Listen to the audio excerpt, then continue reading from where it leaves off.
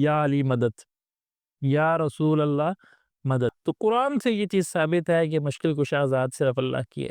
وَيَكْشِفُ السُّوءَ، اور وہ برائی کو دور کرتا ہے اور وہ مشکل کشائی کرتا ہے۔ بسم اللہ الرحمن الرحیم۔ الحمدللہ، آج ہمارے درس کی چوتھی آیت ہے اور سورۃ الفاتحہ کی بھی چوتھی آیت ہے، اور یہ درس جو ہے وہ انتہائی زیادہ اہمیت کا حامل ہے، کیونکہ اس آیت کے اندر اللہ تعالیٰ نے اپنے عقیدہ توحید کو بیان کیا، اور سب کو معلوم ہے کہ عقیدہ توحید جو ہے وہ سب عقیدوں میں سے سب سے بنیادی عقیدہ ہے۔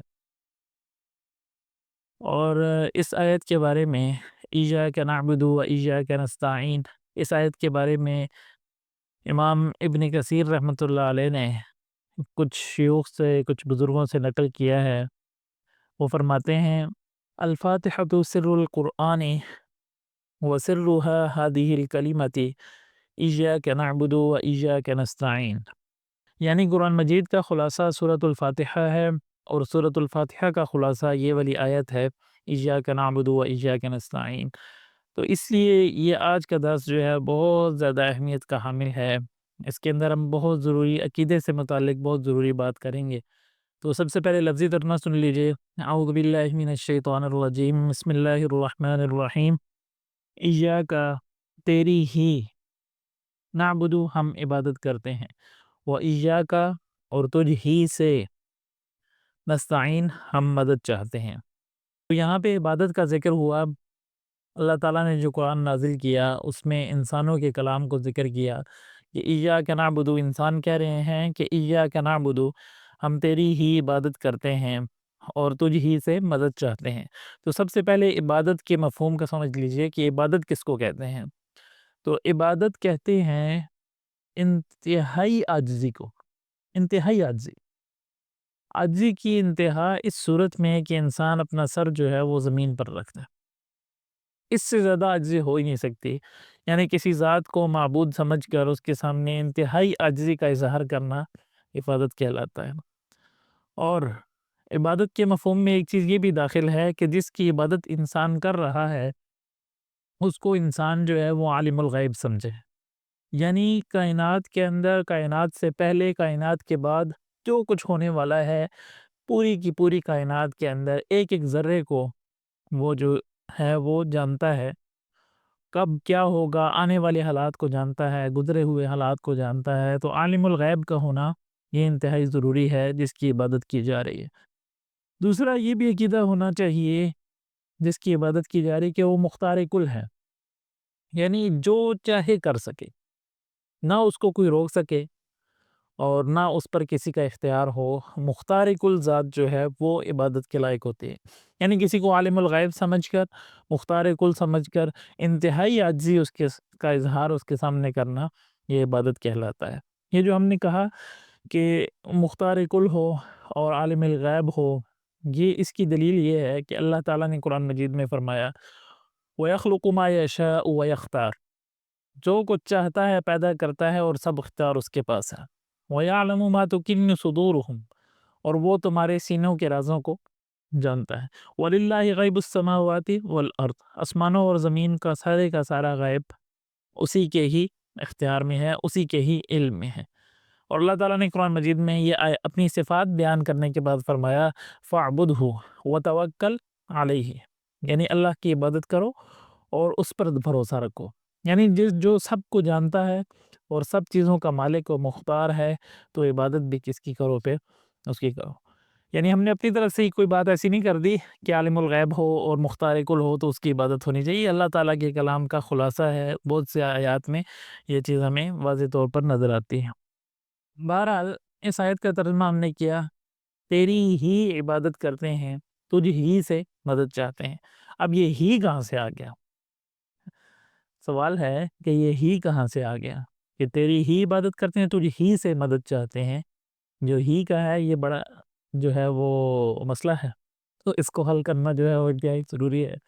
ہمارے معاشرے کے اندر جو ہے وہ لوگوں کے عقیدوں کے اندر جو ہے نا وہ بھی والا معاملہ چل رہا ہے، تیری بھی عبادت کرتے ہیں اور کسی اور کی بھی عبادت کرتے ہیں، تیرے سے بھی مدد مانگتے ہیں اور کسی اور سے بھی مدد مانگتے ہیں۔ تو قرآن کی جو تعلیم ہے وہ یہ ہے کہ تیری ہی عبادت کرتے ہیں اور تجھ ہی سے مدد چاہتے ہیں۔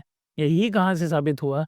اس کے لیے ہم سب سے پہلے عربی گرامر کو تھوڑا سا سمجھنے کی کوشش کرتے ہیں، پھر یہ بات جو ہے وہ واضح۔ تو اگر ہم عربی گرامر کی طرف جاتے ہیں تو پھر ہمیں پتہ چلتا ہے کہ عربی گرامر کے کچھ اصول ہیں، کچھ قوانین ہیں، کچھ ضوابط ہیں، اور یہ سب کو معلوم ہے کہ جہاں پر کوئی کام ہوتا ہے وہاں پر 3 چیزیں ہوتی ہیں۔ عموماً 2 چیزیں تو ہوتی ہی ہوتی ہیں، اور کبھی بعض دفعہ 3 چیزیں بھی ہوتی ہیں۔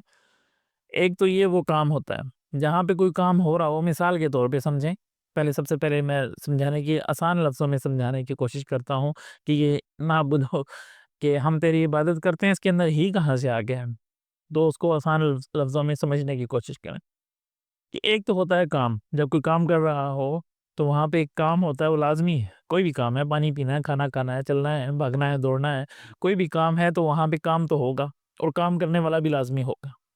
پانی پیا، میں نے پانی پیا مثال کے طور پہ، تو میں پانی پینے والا ہوں، کام کرنے والا ہوں، اور پانی پینا یہ جو کام ہے یہ بھی ہو رہا ہے۔ اور بعض دفعہ کچھ کام ایسے ہوتے ہیں جس میں کام کرنے والا بھی ہوتا ہے، اس کو فاعل کہتے ہیں، کام بھی ہوتا ہے، اس کو فعل کہتے ہیں، اور کسی ذات کے اوپر کام واقع ہو رہا ہوتا ہے، اس کو مفعول کہتے ہیں۔ تو یہاں پر آیت کے اندر جب ہم دیکھتے ہیں تو ہمیں یہ نظر آتا ہے کہ یہاں پر 3 چیزیں موجود ہیں۔ عبادت ایک کام ہے، عبادت کرنے والے ہم کرنے والے موجود ہیں، فاعل موجود ہیں، اور کس کی عبادت ہو رہی ہے وہ ذات بھی کیا ہے، موجود ہے، فاعل بھی موجود ہے، فعل بھی موجود ہے، اور مفعول بھی موجود ہے۔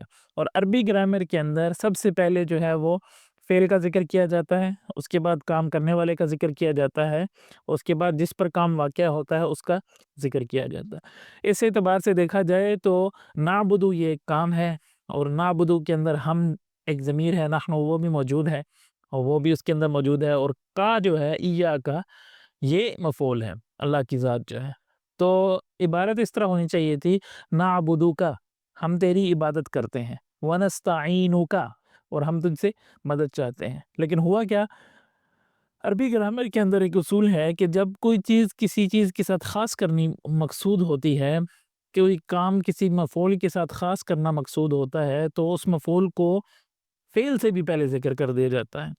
تو یہاں بھی یہی ہوا کہ ایا کا مفعول تھا، اس کو نعبدو سے بھی پہلے ذکر کر دیا گیا۔ جب نعبدو سے پہلے ذکر کیا تو عبادت جو ہے وہ خاص ہو گئی اللہ کی ذات کے لیے۔ تو یہ جو ترجمہ ہم کر رہے ہیں، ہم تیری ہی عبادت کرتے ہیں اور تجھ ہی سے مدد چاہتے ہیں، یہ اس وجہ سے کہ ایا کا جو مفعول ہے وہ پہلے ذکر ہو گیا ہے، اور عربی گرامر کے اصول کے مطابق ہم نے جو ترجمہ کیا وہ یہی بنے گا کہ ہم تیری ہی عبادت کرتے ہیں اور تجھ ہی سے مدد چاہتے ہیں۔ اچھا، یہ جو ابھی ہم نے بیان کیا تو یہ تو ہم نے کیا عربی گرامر سے بیان کیا، لیکن ہم کچھ مفسرین کو بھی دیکھ لیتے ہیں کہ انہوں نے اس آیت کو کیسے سمجھا۔ لیکن کون سے مفسرین؟ اس زمانے کے مفسرین نہیں، پچھلی صدی کے بھی نہیں، اس سے پچھلی صدی کے بھی نہیں۔ اسلام کو 1400 سال ہو چکے ہیں، آخری 400 سال کی جو 4 صدیاں ہیں اس کو ہم چھوڑ دیتے ہیں، ہم جاتے ہیں پہلے 1000 سال کے اندر مفسرین اپنی تفسیروں میں کیا لکھا کرتے تھے۔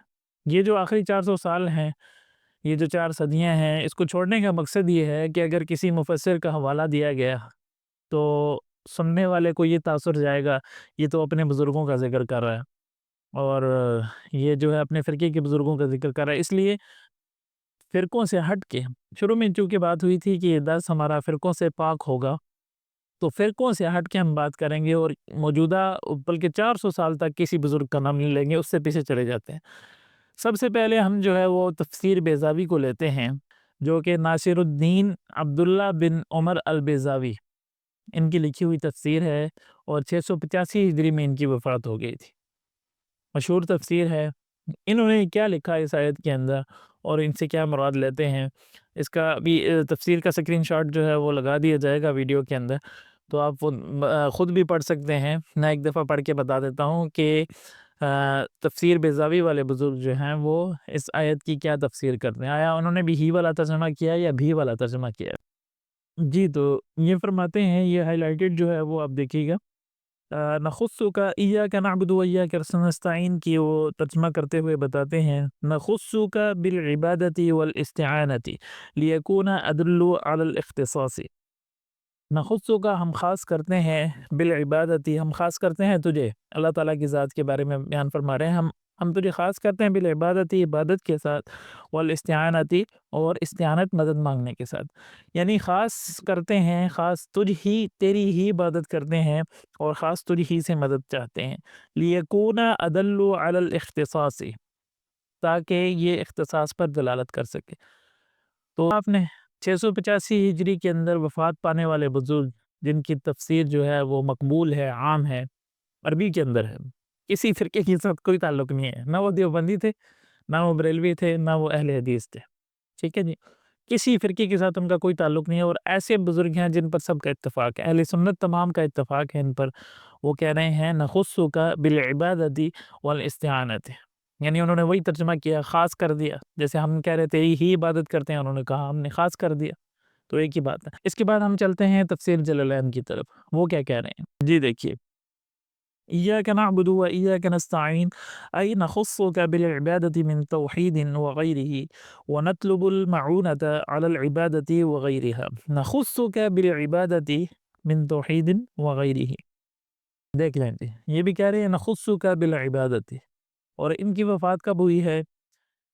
اچھا یہ بھی سمجھ لیجیے کہ تفسیر جلالین کے دو مصنف ہیں، ایک جو ہے وہ انہوں نے سورہ کہف سے لے کر سورہ ناس تک جو ہے وہ تفسیر لکھی تھی، باقی ان کے نصیب میں نہیں تھی، ان کی عمر میں جو ہے ان کی عمر میں وہ اتنا ہی کام کر سکے، ان کا نام تھا جلال الدین محلی، نام میں جلال تھا، اور اس کے بعد جلال الدین سیوطی رحمۃ اللہ علیہ نے سورہ فاتحہ سے لے کے سورہ کہف تک اس تفسیر کو مکمل کیا۔ تو جلال الدین محلی جو تھے ان کی وفات ہوئی 864 میں ہجری میں، اور جلال الدین سیوطی کی 911، یعنی 1000 سال کے اندر اندر کی ہم تفسیریں بیان کر رہے ہیں جو یہی کہہ رہے ہیں کہ نخصک بالعبادت، نخص بالعبادت والاستعانت۔ اس کے بعد ہم چلتے ہیں تفسیر خازن کی طرف، جی یہ کیا کہہ رہے ہیں؟ والمعنى ایاک نخص بالعبادت ونوحدک ونطیعک خاضعین لک،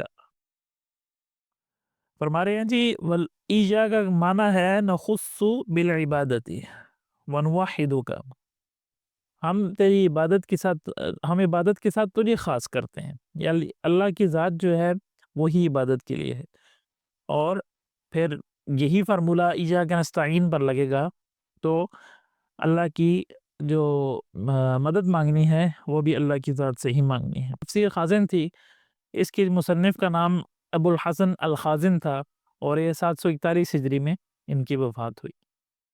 اس کے بعد جو اگلی تفسیر ہے وہ ہے تفسیر ابن کثیر، اس سے تو سب سے مشہور ہے، عوام میں بھی مشہور ہے، یہ کیا کہہ رہے ہیں ان کے بارے میں بھی دیکھ لیتے ہیں۔ وقدم المفعول وهو ایاک وکرر لاہتمام والحصر، یہ جو حصر کا جملہ ہے یہی ہمارا مقصود ہے، کہتے ہیں کہ مفعول، جیسے کہ آپ کو ساری بات بتائی کہ عربی گرامر کے اندر مفعول کو اگر مقدم کر لیا جائے، پہلے ذکر کر دیا جائے، تو یہ اہتمام اور حصر کے لیے ہوتا ہے۔ حصر کہتے ہیں کسی چیز کو کسی چیز کے ساتھ خاص کر دینا، تو خاص جب ہر تفسیر کے اندر ہمیں ایک ہی چیز مل رہی ہے، خاص تیری عبادت، خاص تجھی سے مدد، خاص تیری عبادت، خاص تجھی سے مدد، تو کیا مطلب نکلتا ہے کہ ہم تیری ہی عبادت کرتے ہیں اور تجھ ہی سے مدد چاہتے ہیں۔ بات کرنے کا مقصد یہ ہے کہ قرآن کی تعلیم ہمیں نظر آتی ہے کہ ہم اللہ ہی کی عبادت کرتے ہیں اور اللہ ہی سے ہم مدد چاہتے ہیں۔ جب اللہ ہی سے مدد چاہتے ہیں تو ہمارے معاشرے کے اندر جو یہ نعرے بلند ہوتے ہیں اور جو باتیں کہی جاتی ہیں، کیا کہا جاتا ہے جی؟ یا علی مدد، یا رسول اللہ مدد، یا رسول اللہ ہوتا ہے، کچھ لوگ یا رسول اللہ پڑھ رہے ہوتے ہیں، لام پہ پیش پڑھ رہے ہوتے ہیں، یہ تو الگ ہی جہالت ہے۔ یا رسول اللہ مدد، یا غوث اعظم مدد، یہ جو نعرے ہیں، اور بھی اگر کسی سے مدد مانگی جاتی ہے، یہ کہاں سے آ گئے؟ کس نے ہمارے معاشرے کے اندر یہ چیزیں پھیلائی ہیں؟ 1000 سال تک جو امت تھی اس اہل سنت کی، وہ تو اسی پر ہی چل رہی ہے کہ اللہ ہی سے مدد مانگنی ہے۔ تو یہ نعرے جو ہمارے معاشرے کے اندر بلند کیے جاتے ہیں، یہ کس نے پھیلائے ہیں؟ یہ کہاں سے آئے ہیں؟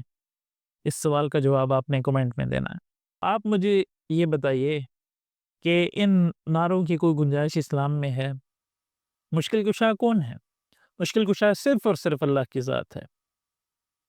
امن یجیب المضطر اذا دعاہ ویکشف السوء، بلا بتلاؤ تو وہ کون سی ذات ہے جو جواب دیتی ہے پریشان حال شخص کو، اذا دعاہ جب وہ اس کو پکارتا ہے، ویکشف السوء اور وہ برائی کو دور کرتا ہے، اور وہ مشکل کشائی کرتا ہے۔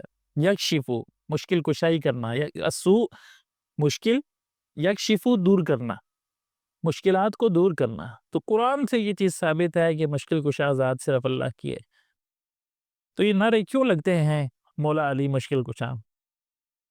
سوچنے کی بات ہے۔ کیا ان نعروں کی کوئی گنجائش ہے جب قرآن میں واضح طور پر موجود ہے کہ ہم تجھ ہی سے مدد چاہتے ہیں؟ دوسری جگہ وَيَكْشِفُ السُّوءَ، قرآن کا مطالعہ تو کر کے دیکھیں، قرآن کا غیر جانبدار ہو کر آپ مطالعہ کریں تو یہی آپ کو پتہ چلے گا کہ مشکل کشا اللہ کے علاوہ کوئی نہیں ہے، مدد کرنے والی ذات اللہ کے علاوہ کوئی نہیں ہے۔